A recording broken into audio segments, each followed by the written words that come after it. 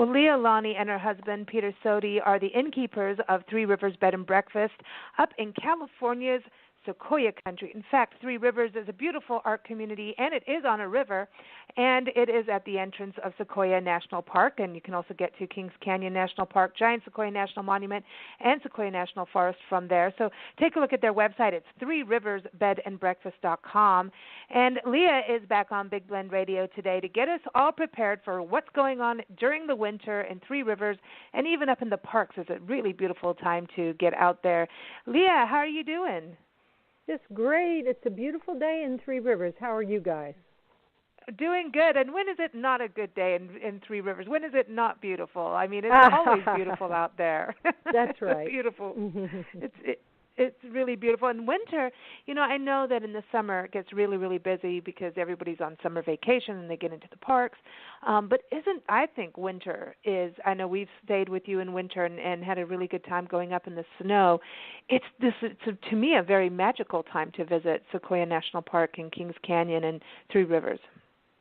Absolutely. In fact, as soon as the summer is over, the summertime is when, all the families come with their children because the children aren't in school. But as soon as the kids go back to school, it's a different world around here. It's a lot quieter and it's gorgeous. Of course, it's cooler, but we have the leaves changing. We have the first rains coming in Three Rivers and some snows in the park. So it is gorgeous. It's just a beautiful time and a peaceful time to be here. Yeah, peaceful is it, and it's not as many crowds either. So you could go on the weekends and have some parts of the park to yourself. And to me, it was just so tranquil in the snow. It's just this different kind of absolutely. peace. In fact, even in the summer, you can always find the park to yourself as soon as you start hiking a trail. You just go a little ways, and all of a sudden, there's nobody else on the trail but you. I like it. I like that. And marmots. Don't forget the marmots. You and the marmots. And the bears. Of course, they're all the creatures, but no human creatures. Yeah. Unless we find Bigfoot. We don't know if Bigfoot's really got human blood in him or not, or if there's a Mrs. Bigfoot. You never know. Unless it's me and everyone sees my footprints. That's they almost go into Bigfoot territory there. But come on. You know how it is. But, it's also exciting about Three Rivers being an art community, too. And I always think about, the holiday shopping, to go and, go to little stores. You've got all kinds of really funky, eclectic gift shops. And it's just fun to buy something that's maybe handcrafted as well from the area locally. And so something unique instead of buying everybody the same gift that everyone's getting everywhere else. You know what I mean? Absolutely. I like that. There are so many artists that are attracted to our area that live in Three Rivers and either work in Three Rivers or the park. And the natural beauty that's all around you just inspires everybody. And even if you never thought you were an artist, you get inspiration looking around you and you start creating art, It's really interesting. I don't believe Shirley Keller, for instance, had done any art before she moved here. Shirley is the current head of the core group that runs the first Saturday in Three Rivers monthly art festivals. They're free festivals, and Shirley is the head coordinator. I mean, she had been doing math before this. She had worked in the financial field, accounting area, I believe, and had not done any art before. And she's one of our most prolific and versatile artists here. Shirley works in so many different media, and she also manages to control the little group, which is like herding chickens sometimes. And they put on this great free First Saturday Festival every month with a different theme. It is really lovely, and we enjoy that thoroughly, Peter and I. It's fun. I know Nancy and I have been through them as well, and you get to meet with the artists and, even learn how to do things, get some demonstrations, and so you see how the art is created, they're happy too. To show you when there is an artist at the show. There'll be like groups of artists at one place, and they'll have one artist maybe at their studio in another place, and it's different in each situation. But boy, when you have one of the artists there, they love to show you how they made whatever it is they're showing you. We have, wood turners and hand weavers, watercolor artists, people that work in metal, like Shirley's dot art on top of discarded metal objects. It's amazing. Cool. They make candles. They make wonderful chocolate candy right here in town. We've got a chocolatier. It just goes on and on and on. Gourd art. It's cool. Yeah, fabric good food art. and good art. Nature, you got everything. You got everything going on in Three Rivers, and We it is do. literally on the. Yeah, you've got Three Rivers, but that. Okay, so you've got the Kauai River, and that kind of you have like the different forks of the river. Yes, the town, originally I guess some people thought we had three different rivers, so they called us Three Rivers, but it's three forks of the Kauai River, and two more forks and a bunch of more creeks and smaller tributaries are in the park. So, yeah, it's just a big Kauai watershed. Neat. It's beautiful out there, and so everybody, winter time. It's be sure to take snow chains too, because and to check on the national park website, which is nps.gov/EKI, standing for Sequoia Kings Canyon.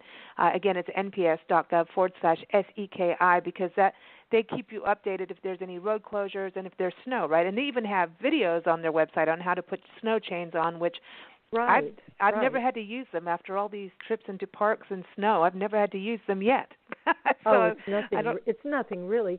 And at the end of that, I would put / plan your visit, because the park has worked really hard at creating this section, and it'll give you suggestions and warnings for the different times of year, what you'll need, what to look out for. It also lists like the lodging.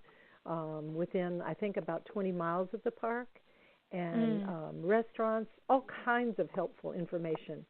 So go to that section of the park's website for sure if you're planning on coming. And the other thing, too, you've got the first Saturday happening in Three Rivers, the first Saturday Art Festival, and it's got food. You got all kinds of good stuff going on. But, the one thing, too, is that in the new year, starting in January and going through the end of March, you celebrate what's called the annual Three Rivers Hero Appreciation Month. And isn't 2018, isn't that the 12th annual one that's happening? I think it's 12 years. So. I have to look back. Yeah. I think count the years. Peter and I are going to be working on the flyers for that later on today, and we'll have to look up and see, how many years have we done it? 11 or 12? Yeah. I'm not sure now. Yeah, and so you've got all these number of years, but what it is really you're celebrating the military, but also first responders, right? That's right. We were thinking about who are the people that we should thank the most when we created the program, and we thought of our military first, but then we thought of the first responders, and we know full well that we couldn't live out here without their help. I mean, civilization is based, on the fact that we have some kind of regular law enforcement out there protecting us, right? They're going to be the first responders when something goes wrong. Our firefighters, we need them, or we'd all have to be standing out in front of our houses and places of business with, like a fire hose, right? And a gun if we didn't have law enforcement. So we started thinking about that, and we thought that for this 3-month period, January, February, and March, every year, we would create this program where we celebrate and thank these people who make it possible for us to have the wonderful lives that we live. Excellent. And with that, it kicks off with one of my favorite events and ends with one of my favorite events. The first one, and it's favorite as a viewing sport for me on this one, January 1st, wakey to the new year by jumping in some freezing cold water. I mean, you're talking snow melts, right? A little bit of snow water. I mean, this is the polar bear dip. The polar dip at the Gateway Restaurant and Lodge. Brr. This one is an older tradition than Heroes Month, actually, but it does kick off the period, and we love it. On January 1st every year for many years now. Don't ask me how many, because I don't know. People gather at the Gateway Restaurant, and those that are going to jump in, get all ready with their swimsuits and their towels and then their warm winter clothes when they're when they're dry, because they are going to jump in a designated section of the river there. And at the gateway, a couple of forks of the Kauai River meet. So they have usually more water than some parts of town because they've got the two forks there. And there's a classic bridge, a beautiful old bridge, the Pumpkin Hollow Bridge, right before the Gateway Restaurant. So it's a beautiful sight. And those of us who are there to laugh and take pictures but not jump in, we are all bundled up on the deck above the water. We're taking pictures. Drinking Bloody Marys. We have to buy our own breakfast. But those that jump in will get a free hot drink and a free something like clam chowder, whatever the Gateway is giving that year for the participants. And Casey Fansett, one of our local artists, she makes a different little, it's a token, which can be a medallion on a chain or it can hang from a bracelet. It's a beautiful little bear that she gets every year to give the participants. And it's just the most fun thing you ever saw. We laugh. Children will get in. Our dogs will jump in the river first. And the ducks simply ignore us. There are a lot of ducks down there in the water. But they look at us like, oh, boy, here come those crazy people again. They don't go away. They don't move. It's just like, okay, here they are. You know, it's so funny watching the ducks there. And we've watched a bear. It was a few years back. A bear play around and try to get the ducks. And the ducks just kept looking at him like, duh, you're not going to get us. He was a young bear, you know. We've seen that too. Around. We've seen a bear try to catch a duck and fail miserably. It's really quite funny. But, yeah, Nancy and I remember we filmed it and had a good time. New Year's Eve was a blast at the Gateway, too. They have a nice party there with live music. And you know, the next morning everybody's nursing their Bloody Marys because they're nursing something else. But I remember those Bloody Marys and looking at Peter jumping in going, Peter, why? Is he going to do it again, do you think? Oh, yeah. Peter has done it every year except for one year when he was sick. I think he had a bad cold or something. And that year, I remember Casey Fansett told me, well, you're on the river, Leah. Why don't you just go down to your river and put your foot in? And then you'll be connected with the rest of us jumping at the Gateway. And she said, I'll give you a little polar bear medallion like everybody else. So I did. It was fun. Oh, you did? Oh, okay. I was going to say, no, you were going to go, no, it's okay. I'll do the photos. I'll be connected that way. That's how I get away with everything. You know, and then the other part is it culminates, the whole event culminates, and I want to talk about the celebrations for the firefighters and law enforcement and armed forces. But the other main event that actually closes the whole Hero Appreciation Month is another one of our favorite events in the whole wide world. It's the Bathtub Race, and this is happening March 31st in 2018. This is really crazy, and it's funny, and it's fun. Oh yeah, it's like you said, it's kind of like combines Survivor or something with a race. Peter cooked this up, of course. Peter's an engineer, and he said in his classes some things they had to do were like make an egg drop down from the sky and catch it with something and have it not break. They had bathtub races, but in their bathtub races they were allowed to choose their materials, including what the basic tub was made of. But what we do in ours is different. We give everybody the same materials, and we start with an old cast iron bathtub that has holes because the fixtures have been removed, right? And the claw legs have been removed. And we start with that, and then we give you branches, a few branches, a lot of plastic recycling, like milk jugs, juice containers, let's see, and then we give you duct tape, of course, string. We give you a bunch of balloons that you have to blow up. We give you a certain number that have to be blown up or you can't race.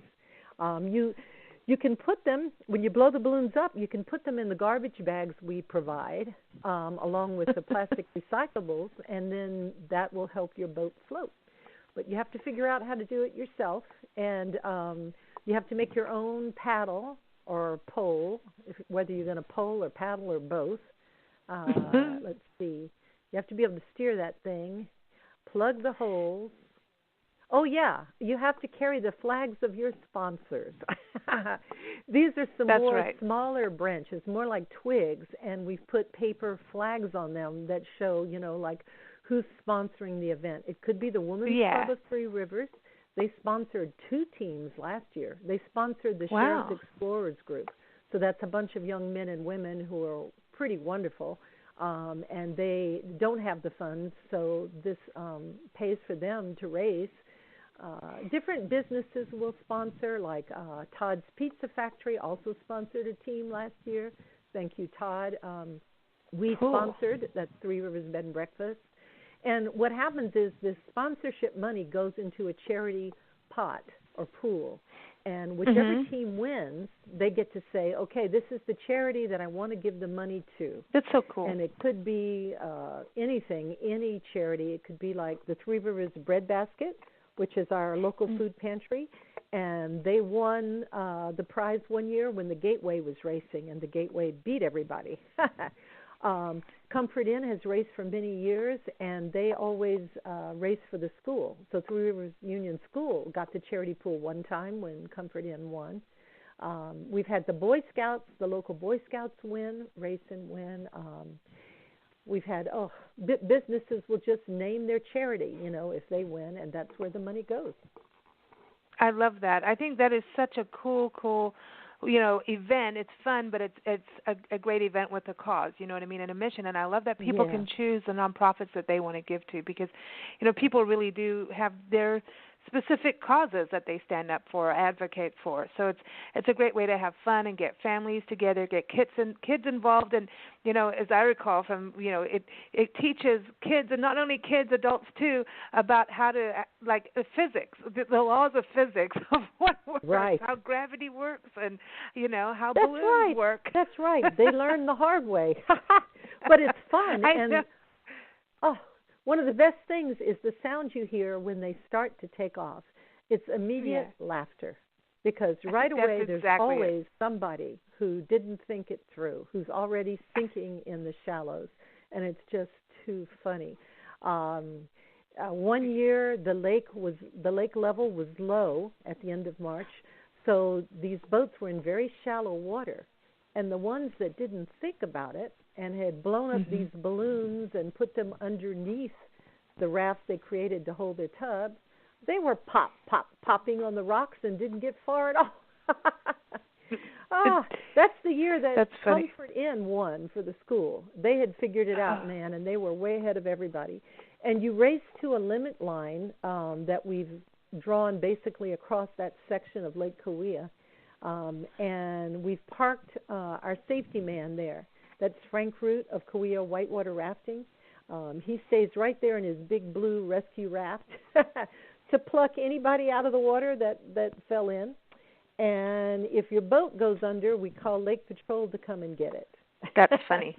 That's so funny. At that limit line, there's a pair of balloons that belong to your team, and you have to cut them off the line without cutting the rest of the line and come back with those 2 balloons intact. So it's pretty hard. Oh, and on the way back, when you're coming back with your balloons, the members of your shore group, the members of your team that stayed on shore, they can help pull you in. But there's a warning there. Don't go too fast, because when our volunteer firefighters were a team one year, the firefighters pulled way too hard and destroyed their boat before they ever got it in. So that was pretty sad, but funny too. It is funny. And I remember last year, everybody starts racing. The giggles are going strong. Everybody's giggling on the shore and in the water. Everybody's like, and there's tents set up. People have got their little barbecue or their little picnic going on, watching this. And then around the corner, here comes a houseboat. And then on the same thing, here's somebody kayaking with their little dog. I'm like, this is the craziest thing I've ever seen, all in like one photo. Cute. I mean, how does that happen? That's right. Yeah, we draw a limit line, and we watch the one dock in the area where boats can come in. We try to make sure everybody can see that this race is happening. But just on the edges of it, everywhere, you'll see, like you said, kayakers, a houseboat. People are curious. They want to see what's going on, and they're mesmerized. They stay there and watch. It's hysterical. It's totally funny. Now, the other thing is, the main part of this, I mean, these are the fun events, but the other three events are always on the last Friday of the month. You've got January 26th, a celebration for firefighters and EMTs. Also, you've got February 20th. It's really all the first responders on the 26th of January. February 23rd is a law enforcement peace officers celebration. And March 30th is the Armed Forces celebration. So what happens with these celebrations? Well, what we've done ahead of time is we've had people in the community tell us whom they think should be honored this year. And some years we have a lot of people. Some years it's one or two. It's different. And we try to catch the older folks first because they're not going to be here, we figure, that much longer. So like in the case of the Armed Forces veterans, we're looking for, as many World War II ones as we can find. And we've had a lot of them come and talk to us because they're going to be honored that year. So we start that way. But we're looking for people that have meant something to our community in the past year. It could have been in the firefighter situation. There might have been a local fire that they were wonderful helping to put out. Or it could just be our local firefighters were called to help somewhere else with some big fire that needed extra help. It's different every year. But with the firefighters and emergency medical people, we celebrate them in January. Law enforcement and the sheriff's volunteers and patrol that help the sheriffs in February, and anyone who's ever served in the armed forces in March. And what we do is, at that celebration, the honorees come up and talk to us. They answer questions from the crowd. I always make some hot soup and desserts and bring wine and beer and soda. So we just party. We listen to them, tell us what it was like. Whatever they want to tell us, we're ready to listen. And then we enjoy ourselves with some good food and good company. Excellent. And so is threerivers.com a good website for people to go to keep up with the events? Where's the best place? I know we keep a page up on nationalparktraveling.com, so you can type in Three Rivers, and you'll see the events on there too. But anything else locally that's the best place for people to look up? Well, yes. Right now, I think threerivers.com still has the link for the Facebook page that has events. Okay. Because we have a basic calendar, but it's not updated yet, so I think we're still using the Facebook link.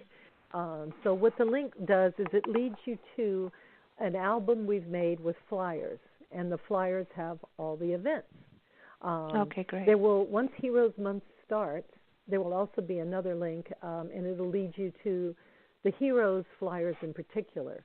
So you can at a glance see what's happening with regard to Heroes Month this year. You'll see the event dates and flyers for everything. Yeah, that's how we do it, basically.